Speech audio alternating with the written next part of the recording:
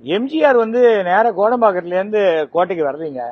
அவர் வந்து 20 வருஷம் ஒரு கட்சியில் இருந்து திமுகவில் இருந்து திமுகவுடைய வளர்ச்சிக்கு பாடுபட்டு அவர் படங்கள்ல திமுகவை பற்றி பேசி திமுக அவருக்கு சப்போர்ட் பண்ணி அப்படி இருந்து அப்புறம் ஏற்பட்ட ஒரு சிறிய பிரச்சனையினால வெளியில இருந்து கட்சி ஆரம்பிச்சாரு. தவிர எம்ஜிஆர் ஏதாவது சினிமால ஒரு டூயட் பாட்டு நேரம் இங்க வந்து கட்சி ஆரம்பிச்ச மாதிரி விஜய் நினைச்சா பாவம், விஜய்க்கு அரசியல் தெரியலன்னு அர்த்தம்.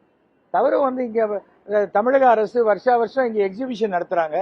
அதுல வர கூட்டத்தை விடவா இது இன்ஃபேக்ட் இது காசு கொடுத்து உள்ள வர கூட்டம், லட்சக்கணக்கில் வராங்க.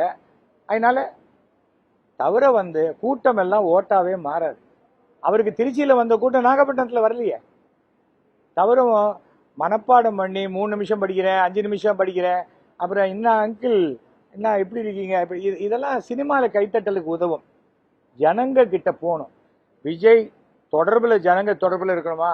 விஜய் ஒரு போன் நம்பர் கொடுங்க, யார் வேணா உங்க குறைகளை என்கிட்ட சொல்லுங்க. அவருக்கு எழுதி கொடுக்கறவங்களும் தப்பு தவறுமா எழுதி கொடுக்குறாங்க. பாண்டிச்சேரியில 4 தெரு 5 தெருல இருந்தாலே ஒரு எம்எல்ஏ ஆயிடலான்னா அப்படிப்பட்டவங்களெல்லாம் அட்வைசரா வச்சுக்கிட்டா தமிழ்நாட்டில் எப்படி முடியும் சொல்லுங்க. தவிர வந்து விஜய் இன்னும் பக்குவப்பட வேண்டும். விஜய்க்கு அரசியல்ல வாய்ப்பு இருக்கு. அதுக்கு இன்னொரு 15-20 வருஷம் அவர் உழைக்கணும். சும்மா சனிக்கிழமை சாயங்காலம் மந்திரம் வந்துட்டு போனா சரியா வராது. ஏன்னா அரசியல்ங்கிறது 24 மணி நேரமும் செய்யக்கூடிய ஒரு சேவை. அதை அவர் புரிந்து கொள்ள வேண்டும். இப்பதான் கேரவன்ல இருந்து இறங்கி வெளியில வந்து இன்னொரு கேரவன் மேல ஏறி நின்று பேசிக்கிட்டு இருக்காரு. விஜயை வந்து நம்ம தவறா பேச வேண்டிய அவசியம் இல்லை. ஆனால் அரசியல் என்பதும் தேர்தல் என்பதும் என்ன அப்படின்னு 2026 தேர்தல் விஜய்க்கு புரிய வைக்கும்.